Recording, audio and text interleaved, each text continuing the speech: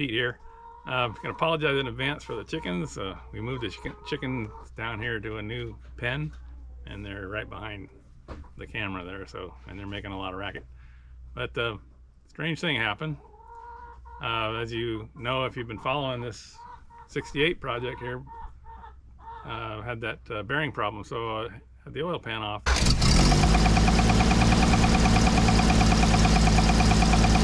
Got a new one-piece gasket and put it all up in there and glued it in place.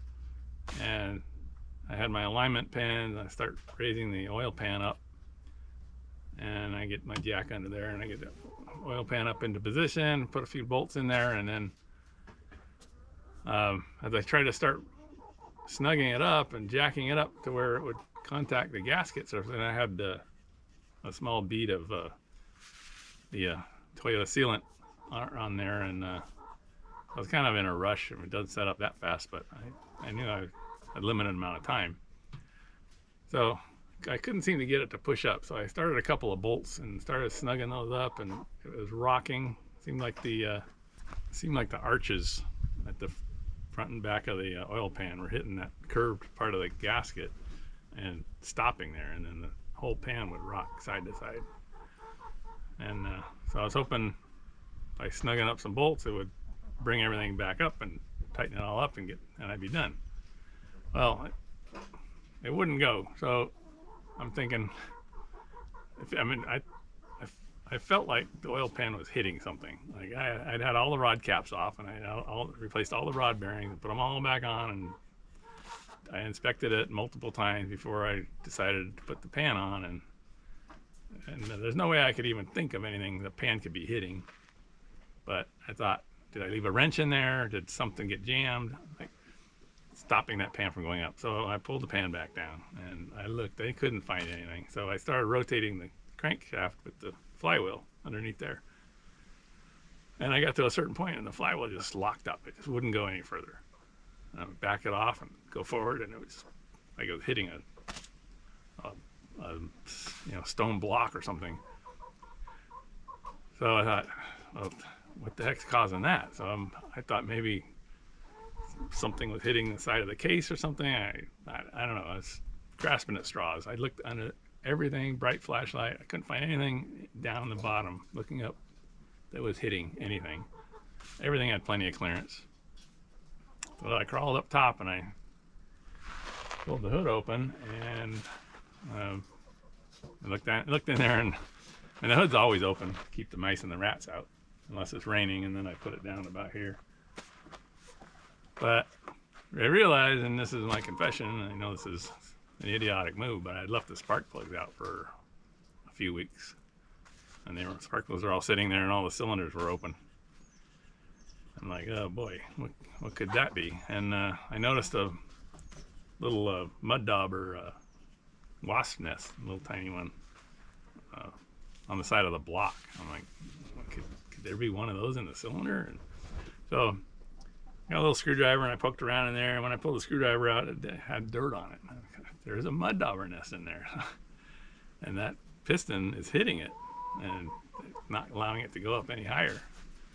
So that was my next assumption. So I filled the cylinder with PB Blaster, a mixture PB Blaster and carb cleaner, sprayed it all in there until it was running out the spark plug hole, and I just let it run out. And I reached in there and kind of just poked around in there, hoping to knock the nest loose.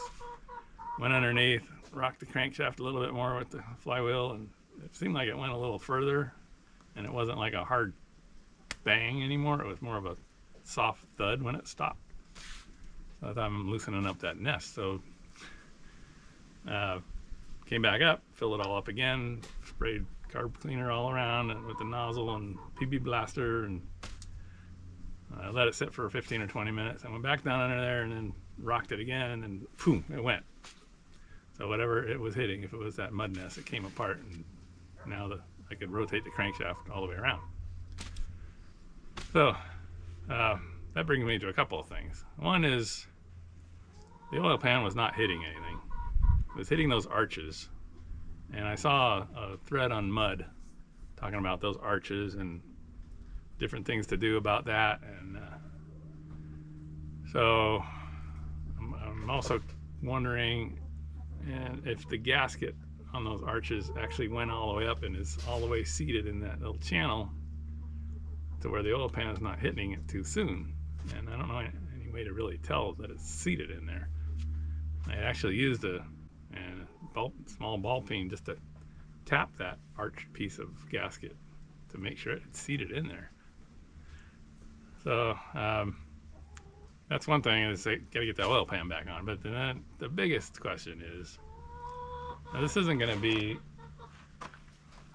this is not an excuse, but I just want to get it running and, you know, drive it around locally. It's not like I'm going to take it on long cross-country trips or, you know, long desert trips or anything like that, at least in the foreseeable future. But has anybody ever had something in their cylinder like that and figured out a way to flush it out or vacuum it out or something without pulling the head off? It's like, obviously, that's the last thing I want to do, is pull the head. I know if this was an airplane, back in my airplane days, it would be no question, you'd be pulling the head off. But if I don't pull the head and I get as much out of there as I can, there's still going to be some dirt and grit in there, and the cylinder starts going up and down, piston starts going up and down. I mean, some of it might seep down in the gap between the piston and the top compression ring, start scratching up the cylinder walls. I mean, I could think of a million things. A chunk could get caught under one of the valves and you know, damage the valve or the seat. I don't think it would be big enough to bend a push rod or something like that, but I don't know. Do I run it?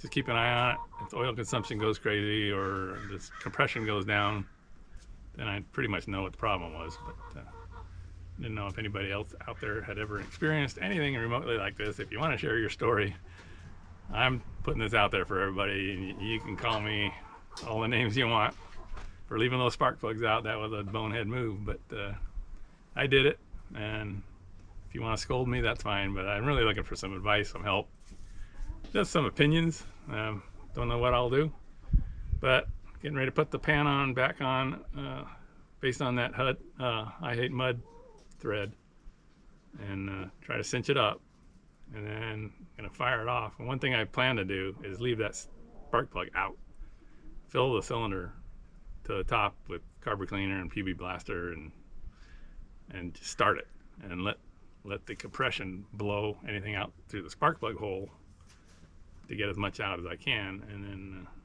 once I've run it for, you know, 20-30 seconds, shut her down, put the spark plug in there, and then go for it. That's the story. If you got any opinions, any suggestions, comments, I'd like to hear everything. So I'm already embarrassed, but so I'm not going to be more embarrassed. Everybody knows it's a bonehead move. Leave your spark plugs out.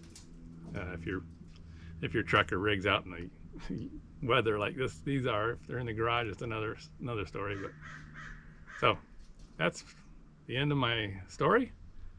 And if you got anything to offer, I'd sure like to hear it. Even words of encouragement.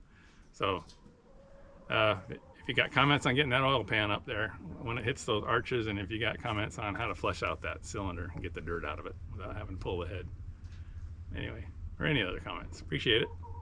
Thanks for watching, and we'll see you soon. Hopefully try to fire this thing up. All right, see you next time. Bye.